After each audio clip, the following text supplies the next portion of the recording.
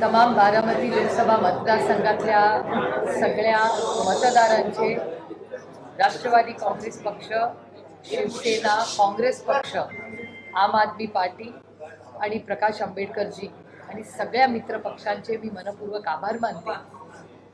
आणि खरं तर हा निर्णय जो आता हातात आलाय, खरं तर ह्याच्यातून एकच मी म्हणेन की जबाबदारी वाढली आहे. आणि आज आमच्या या गुलालामध्ये आपणही सगळे सहभागी झाला, ह्याबद्दल मनपूर्वक आभार मानते. रामकृष्ण हरी.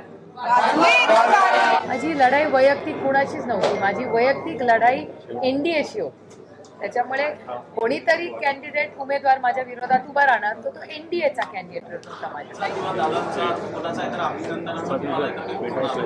नाही, मला फोनच गेला म्हणजे नंतर आम्ही काउंटिंग हे ते